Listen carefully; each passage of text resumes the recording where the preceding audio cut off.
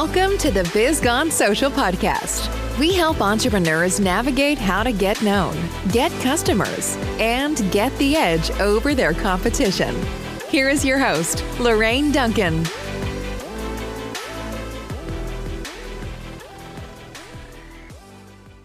So here we are on the Biz Gone Social podcast, and I'm so glad to be here.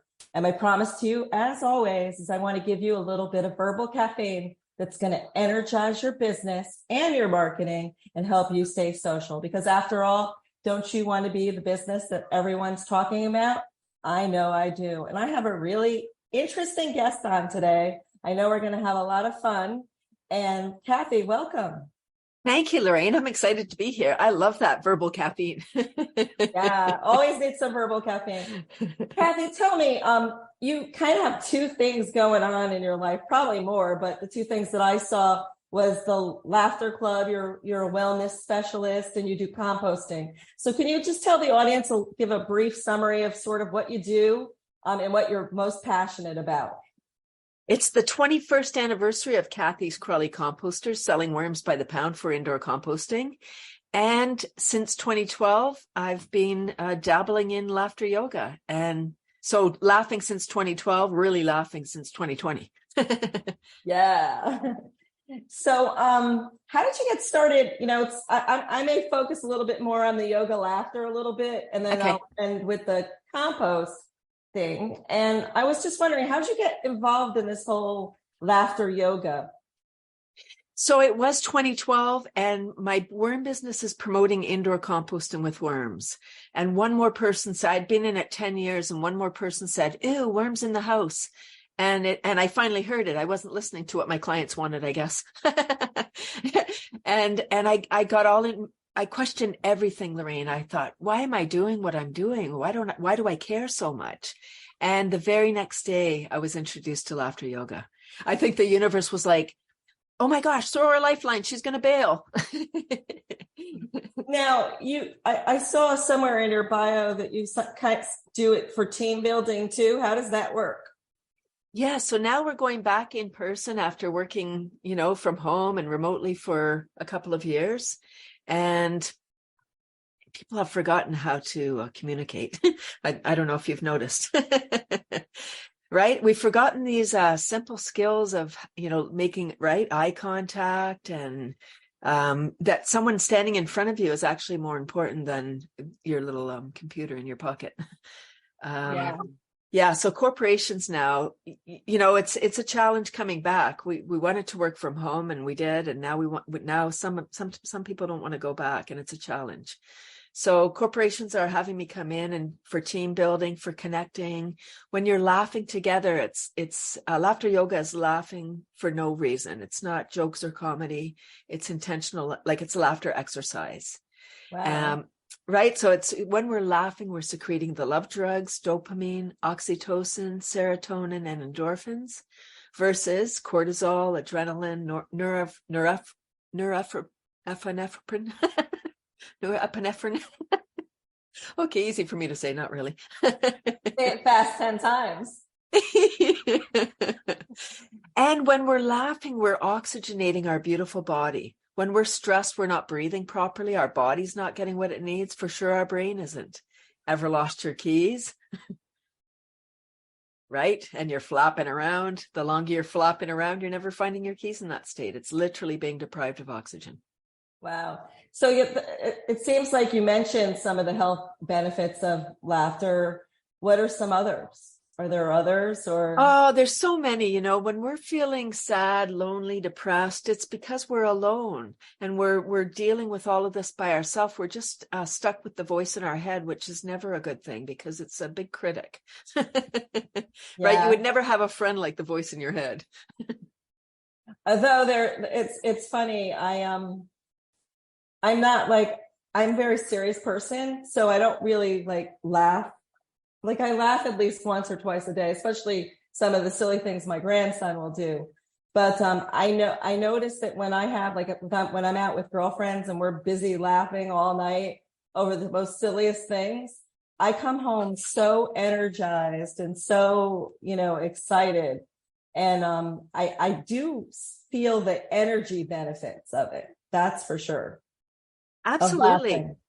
Yeah, so there are so many, there's a lot of research proving that laughter is the best medicine for folks suffering with cancer, going for their cancer treatments. If they laugh, the whole team, not just the client, the whole team laughs together. It just, it raises the vibration. So we're not anxious. When we're stressed, we're not breathing, our body's all tense, and we're secreting the stress chemicals. When we're laughing, we're fully open, we're oxygenated, and we're secreting those, our natural morphine. Yeah, that sounds amazing. You have something you mentioned earlier to me today that you were going to go to a laughter club. Is this your laughter club that you run? It is, yes. So I started my laughter club in June 2020, every Tuesday morning, 9:30 a.m. on Zoom, Eastern, 30 minutes, super fun self-care, and I incorporate tapping, brain gym, and other healing modalities. I started my club, Lorraine, because before 2020, I was doing between 100 and 200 events a year with my worms, with laughter, speaking, traveling. I was a hamster going around in my wheel. Oh, look at me, I'm so busy. And then, 2020, lots of time to think and be alone. And I didn't want to be alone anymore. So I started my laughter club online. And today I had 30 people. It's open to everybody. And yeah, so today I had Spain, Mexico, UK, the States, Canada, Mexico. Did I say Mexico? Yeah. So people just come from wherever they Zoom in. I do have regulars, but people come once, check it out, or come when they can. Now, is this like a membership program, or how do you charge for it, or is it for fun, or how does it work? Thank you. Yes. No, it's my free offering to just help people. The goal of Dr. Kateria, who started Laughter Yoga in 1995, he's a medical doctor, and his goal is world peace.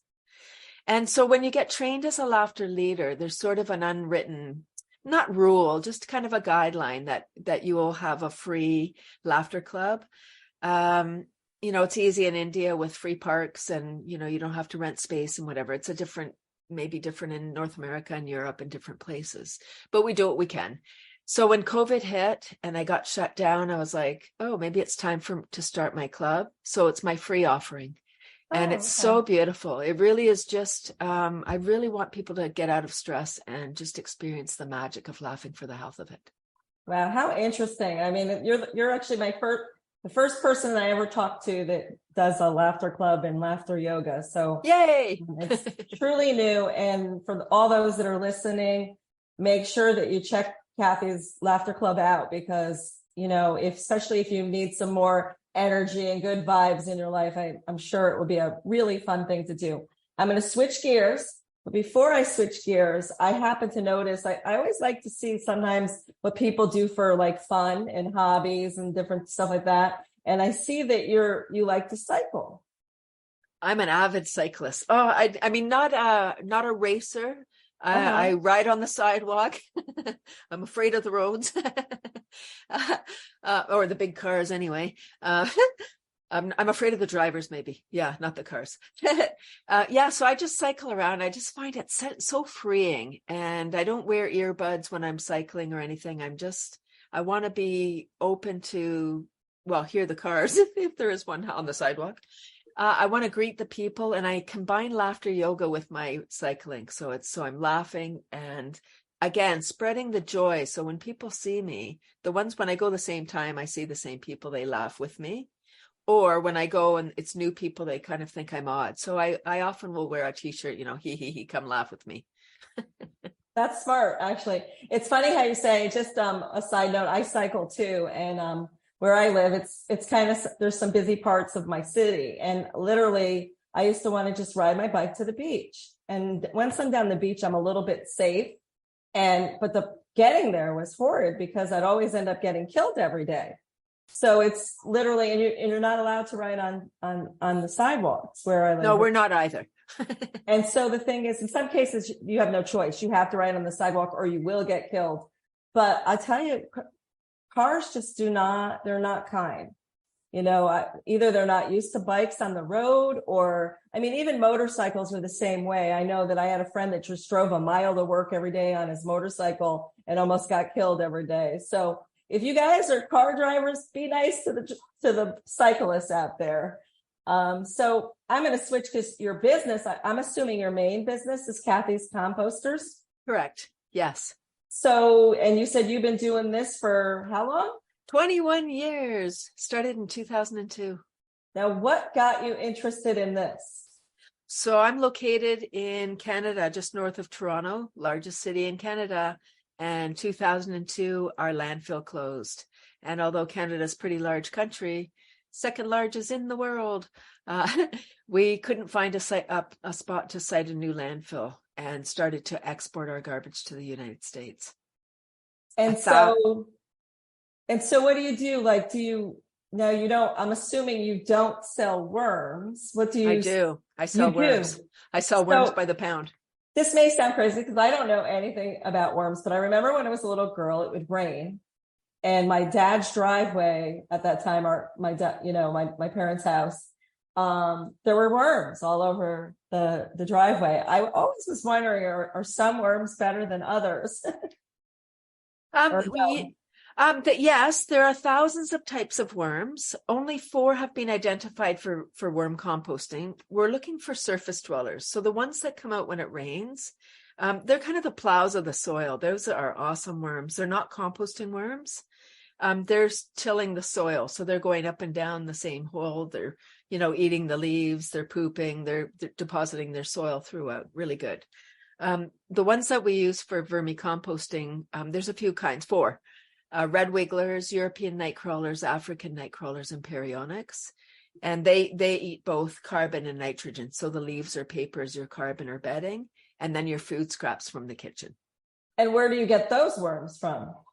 From a worm grower. So I have 2 types of. I've got the reds and the Euros. In the States, there are lots of growers. I would say the warmer states, Florida, California, Texas, Georgia, they're the largest worm growers. And do you find that obviously you've been in business since 2002 with this. So do you find that there's a high interest in composting? It's bigger than it was when I started, for sure. And I think it's the younger set. I believe that climate change and the crisis with the climate they've been born with that problem, and they hear about it all the time. So young people are looking at getting back into farming, growing food, getting away from chemicals, just being in more control of our life. If we look at, our healthcare is broken, our food is broken, like our systems seem to be broken, and the young people are stepping up. Yes, so the interest has definitely increased. And when 2020 hit, the schools were closed, we were locked down, and 2020 was my best year ever for worms. Yeah. You bring up such a good point about, everything's so full of chemicals. And even like, if you think about some of our food that we eat, it's not even real food. And it's some of the stuff I don't even think you can get real corn on the cob anymore. A lot of it is modified. It's, North America, we have destroyed the soil, corn, soy, wheat, acres and acres.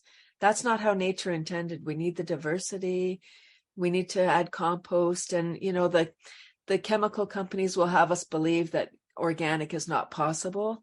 It's definitely possible. It's absolutely, and it's essential. Otherwise we're just going to, because the problem is that the chemical engineers are super smart. They're doing a great job of, killing the bugs, but they kill all the bugs.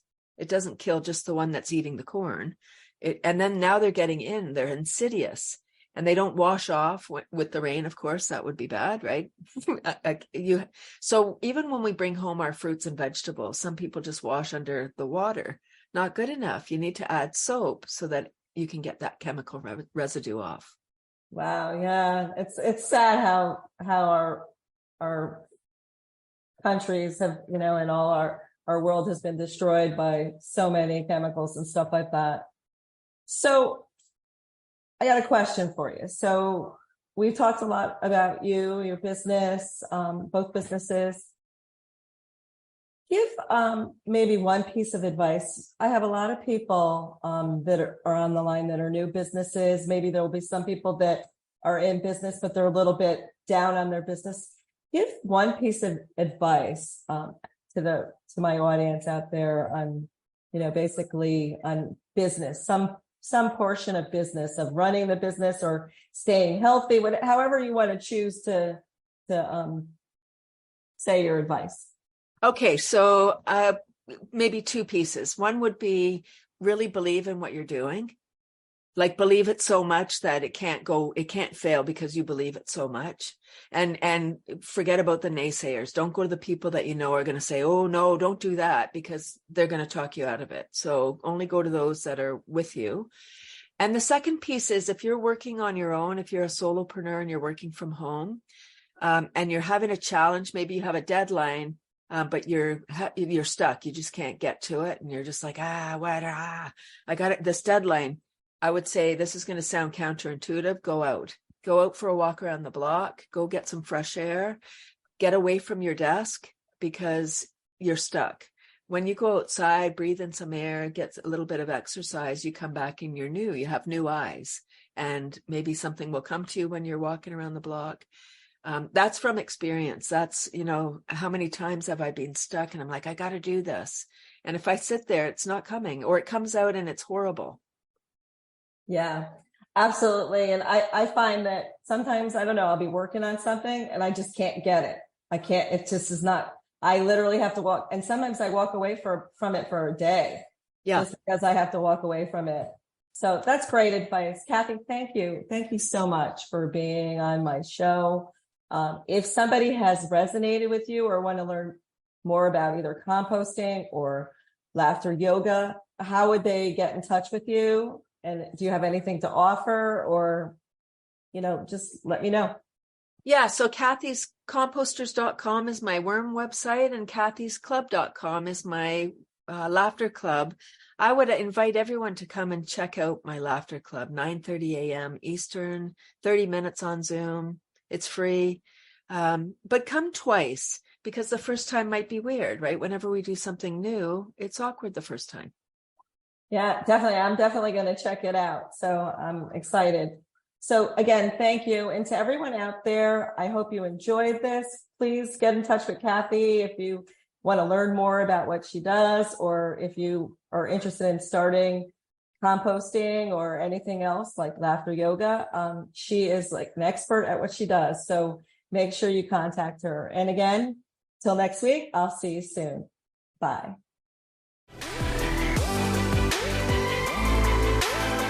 Thanks for listening to the Biz Gone Social podcast.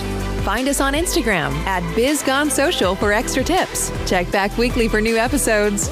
Until next time, stay social.